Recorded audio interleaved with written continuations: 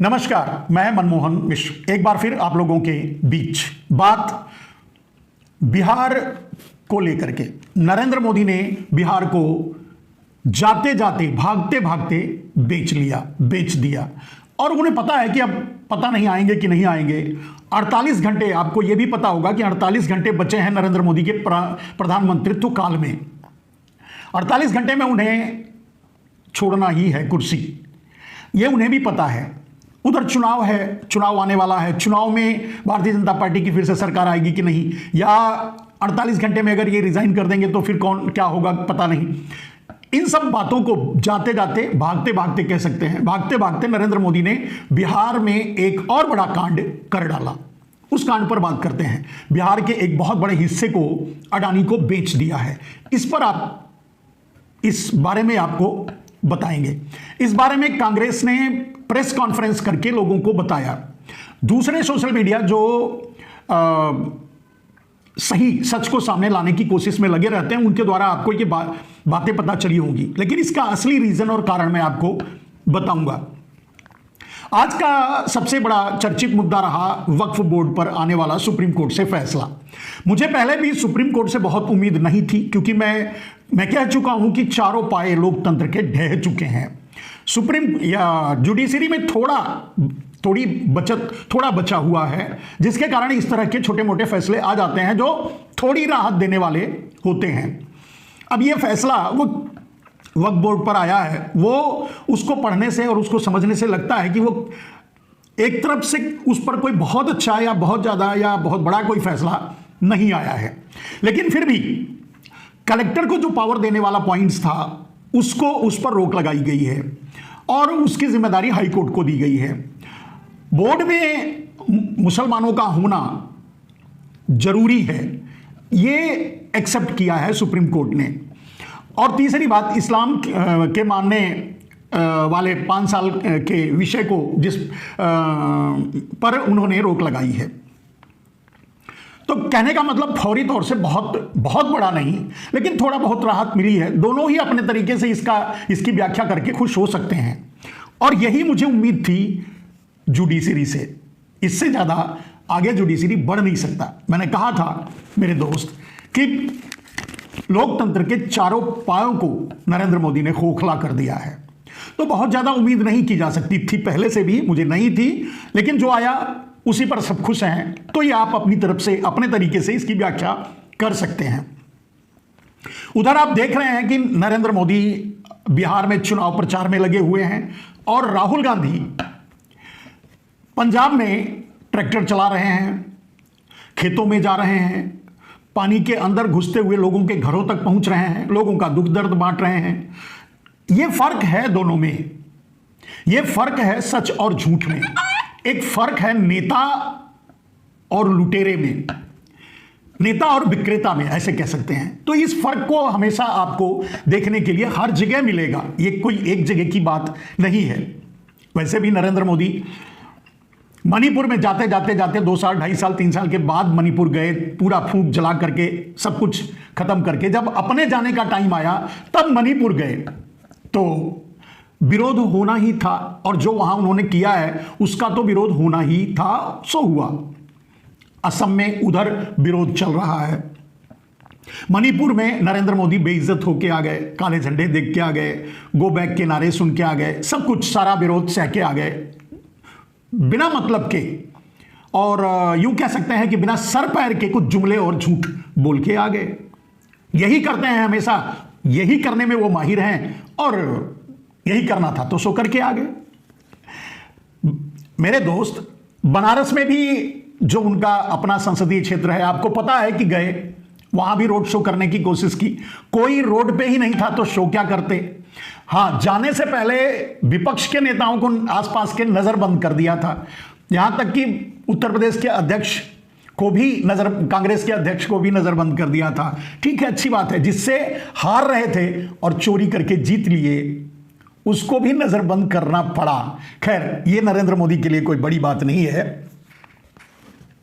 आपको यह भी पता होगा कि क्रिकेट भारत में, कल शायद क्रिकेट हुआ, शर्मसार करने वाला, भारत को शर्मसार करने वाला उन 21-22 महिलाएं जो विधवा हुई हैं उनके सामने पूरे देश को लज्जित करने वाला, पूरे देश को शर्मसार करने वाला क्रिकेट खेला गया। उसके बारे में तो कुछ नहीं बोले, क्रिकेट खेला गया, यही सबसे बड़े शर्म की बात थी। लेकिन उस शर्म की बात पर शर्माने की बजाय नरेंद्र मोदी भारत ने क्रिकेट पाकिस्तान पर जीत लिया, उसका जश्न मना रहे हैं और उसका श्रेय लेना चाहते हैं कि मेरे कारण जीत गई। खैर, ये इतनी बड़ी बेशर्मी तो फिलहाल नरेंद्र मोदी ही कर सकते हैं, उनसे ही उम्मीद की जा सकती है। दूसरे और किसी से इस बात की उम्मीद तो नहीं की जा सकती। एक और चीज आपको पता होगा कि नरेंद्र मोदी खुद को कह रहे हैं कि हम, शायद बनारस में ही उन्होंने बोला या जहां भी, हम शिव भक्त हैं। खैर, अगर शिव भक्त हैं तो अच्छी बात है, लेकिन कितनी भक्ति नरेंद्र मोदी के अंदर है ये आपको अच्छे से पता है। कितनी राम भक्ति है, कितनी शिव भक्ति है, कितनी धर्म भक्ति है, ये नरेंद्र मोदी के बारे में आप अच्छी तरह जानते हैं। इतने दिनों में उन्होंने साबित किया है, सबको धोखा दे करके।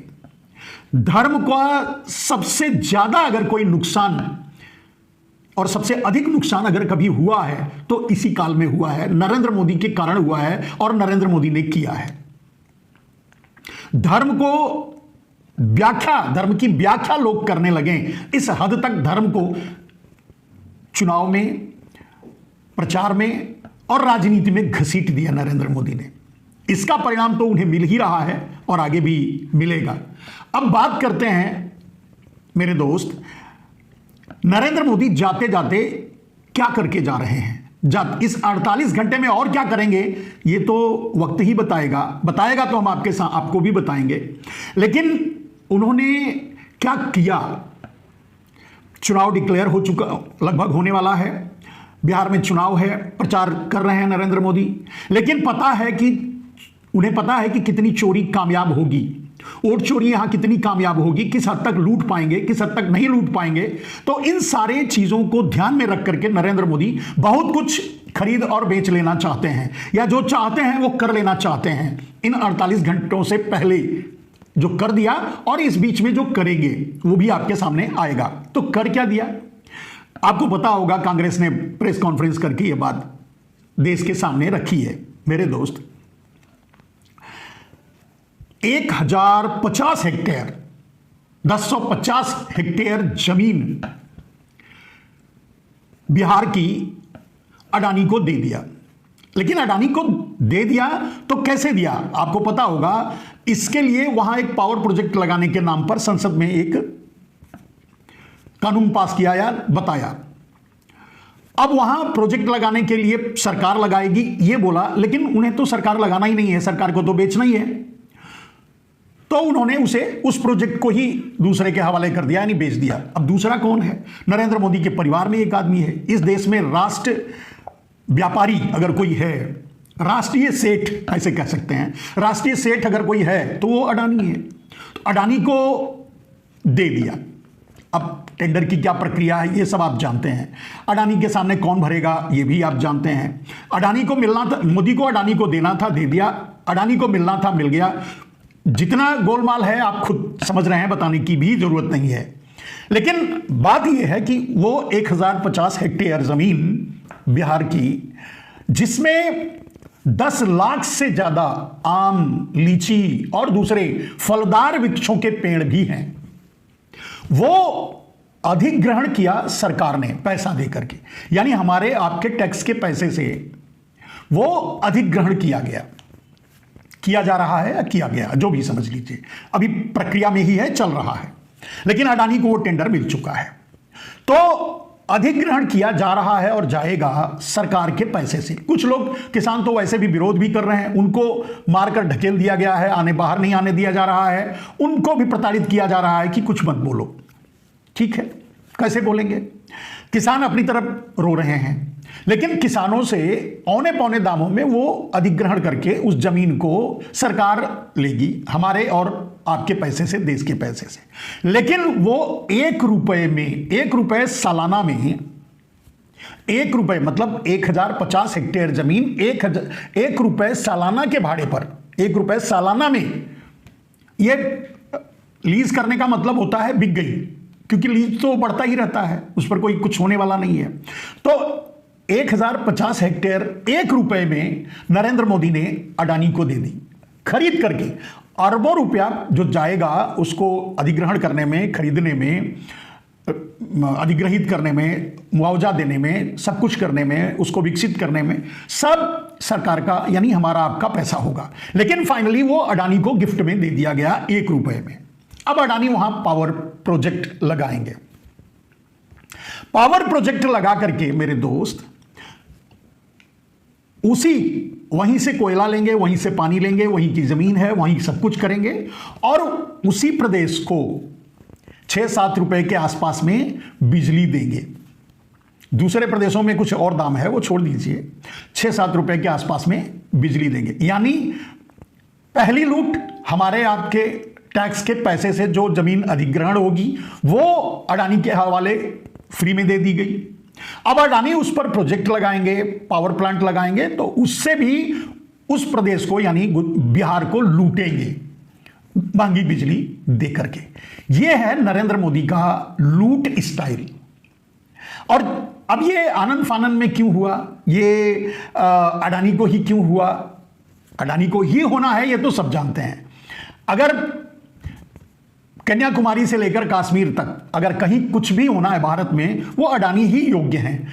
राष्ट्रीय सेठ, मैंने कहा ना कि वो राष्ट्रीय सेठ बन चुके हैं, राष्ट्रीय व्यापारी बन चुके हैं।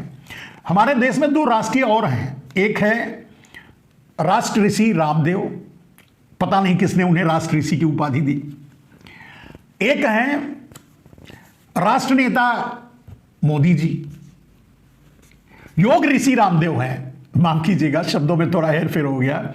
योग ऋषि रामदेव हैं, उनको किसने ये योग ऋषि की उपाधि दी पता नहीं। रामदेव ने नरेंद्र मोदी को राष्ट्र ऋषि की उपाधि दी है। तो राष्ट्र ऋषि हैं हमारे आपके पनौती, और उन्होंने राष्ट्र व्यापारी या राष्ट्रीय सेठ एक उपाधि दे दी है अडानी को। 2 बेचेंगे, 2 खरीदेंगे तो नाम है, लेकिन पहली प्रायोरिटी जो होती है, मान लीजिए 2 बेच रहे हैं, 2 गुजराती बेच रहे हैं, 2 गुजराती खरीद रहे हैं। इसके अलावा भी अगर कुछ बोलने में के लिए उसमें बचता है तो यह है कि अडानी को ही प्रायोरिटी दी जाएगी, प्राथमिकता पे अडानी ही खरीदेंगे, अडानी ही लेंगे, अडानी ही सब कुछ करेंगे। चलिए अच्छी बात है। तो सवाल यहां यह है मेरे दोस्त कि जाते जाते ये इससे अंदाजा, इससे भी आप थोड़ी बहुत आश्वस्तता मिलती है, अपने मन को संतोष मिलता है। इस देश को भी संतोष करना चाहिए कि नरेंद्र मोदी भागने वाले हैं जल्द से जल्द।